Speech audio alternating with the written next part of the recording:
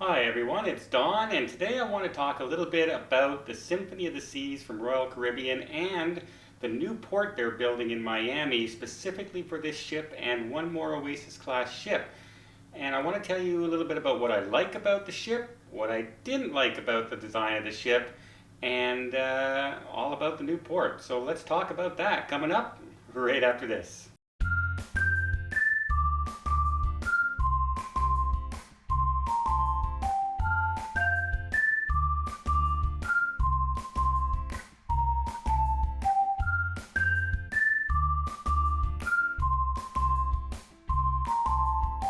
So first off, let me tell you about some of the designs. I won't go into all of the ship because it's an Oasis class ship and there's three of them out there now. This will be the fourth one and the largest ship on the ocean by a few feet. They made sure of that. So one of the changes they made is on the boardwalk area, they've added Sugar Beach, which is an ice cream and candy confectionery.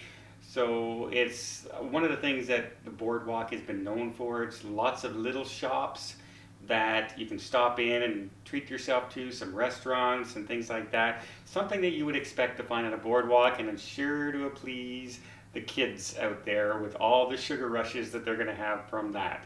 And of course, it's directly on the way to the big aqua show at the back. So yeah, get them some sugar just before going to see that and see how long they sit for the aqua show. Should be interesting, but a nice improvement on the ship. One of the other things they changed is on one side of the boardwalk is they're putting in playmakers. The entire length of the boardwalk is going to be a large sports bar with tons of TVs and quiet private areas where you can sit and watch in your own little group and things like this on that, which is great if you're a sports enthusiast. One of the things though, it seems to take up an awful lot of prime space on the boardwalk area. And I'm wondering if they couldn't have divided that up a little bit and put something else down there that, families aren't going to go to the sports bar too often. So I'm just concerned that that might be a drawback there. But there's still plenty of places for families, of course, to go on the ship. It would have been nice if they just divided that up a little bit more and offered us something else in there as well, instead of just one big long sports bar. One of the restaurants that everybody has been talking about and looking forward to is El Loco Fresh, because they're going to make made to order tacos and burritos and things like that, and it's a much more casual affair than the previous restaurants they had dedicated to Mexican food. So you don't have to get all dressed up and everything. It's much more, you can go in with your shorts at lunchtime and things like that. Much more casual atmosphere and made to order food, which is always the best kind of food to get on any cruise ship. One of the things I'm really happy with that they didn't change Johnny Rockets. They've kept Johnny Rockets down there, and it has always been one of my favorite restaurants because I like the 50s and 60s dining theme, kind of retro look. So, and the food there has always been really good. So this is one of the things I'm really glad they've kept there. As far as entertainment on board, the Aqua Show is going to be a brand new Aqua Show. So if you've seen one on the Oasis, the one you're going to see on the Symphony of the Seas is going to be a different show. Also, once the ship launches, it's also going to have as their premier theater location show is going to be Hairspray that they've redesigned and redone, and they brought it back. As some of you may know, Hairspray was really Royal Caribbean's one of their first Broadway productions they ever put on their ship. And they brought it back by popular request, and it's going to headline on the Symphony of the Seas.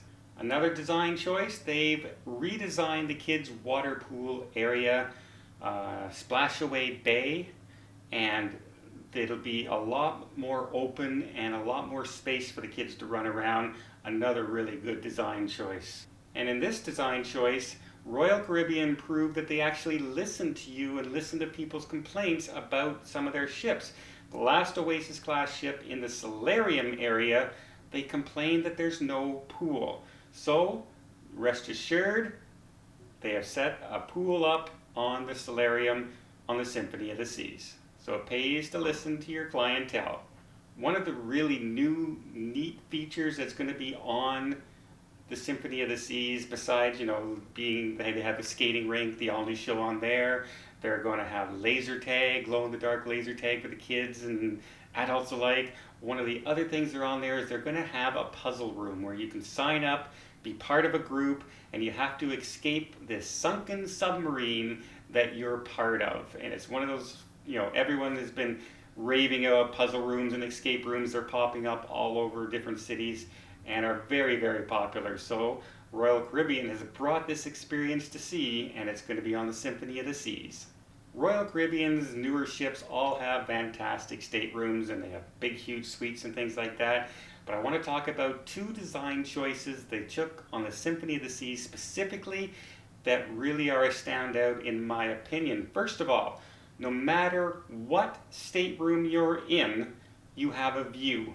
And what do I mean by that? Well, even if you book the very cheapest inside cabin, you have one of those virtual balconies, one of the large looking TV screens that take up the wall that has a live viewing and a live filming of what the outside balcony would look like from your area. And it's a live view of the sea. If it's raining outside, you're going to see it's raining in the screen. And that's on the very cheapest cabin you can get. So every single cabin will have some sort of view, even if it's only digital. Another great design choice is somebody has finally put outlets and USB ports beside the bed. So if you have a machine for sleep apnea or you just want to charge your phone overnight, there's actually an outlet besides the bed that you don't have to have it running across the room with an extension cord of some kind. And they're one of the few ships out there that have this feature. Now, one of the features a lot of people love, young and all adults, that I don't. And I'll tell you why. It's not the item itself, it's where it is. And if you look on the Symphony of the Seas, they have on the back of the ship, just in front of the Aqua Show, they have the ultimate abyss slide, the tallest slide at sea, and it's not even a water slide, so you don't need to get into your bathing suit to try it out. You can just go up in your regular clothes, you sit on a mat, and down you go. It's 10 stories from top to bottom, and it's a really fun ride.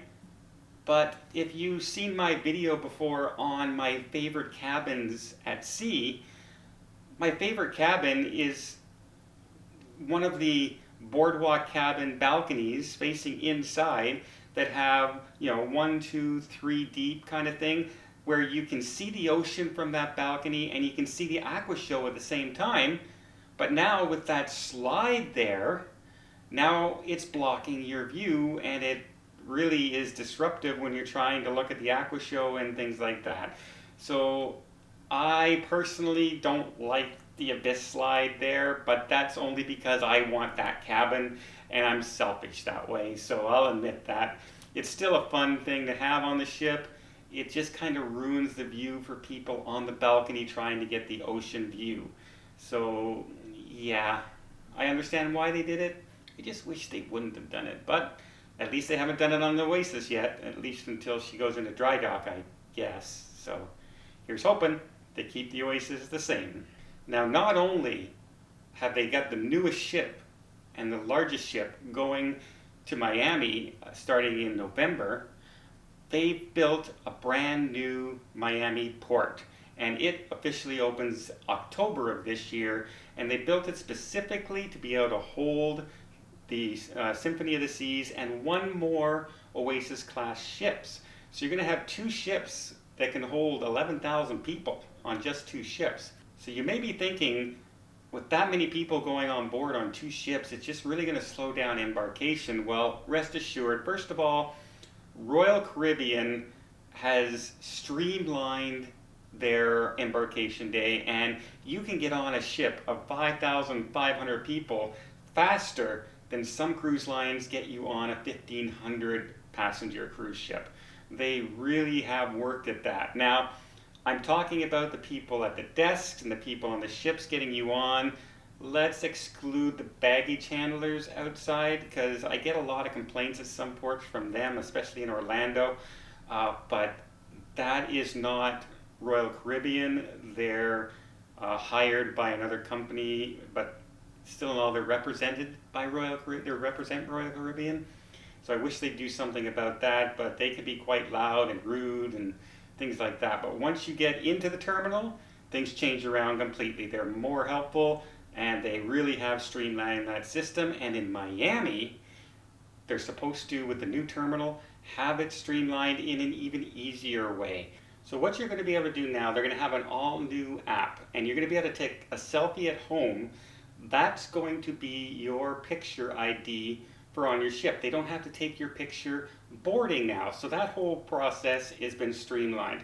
Also, they're going to use barcodes and facial recognition software that they're just going to be able to recognize you, hand you your slip, and off to the ship you go.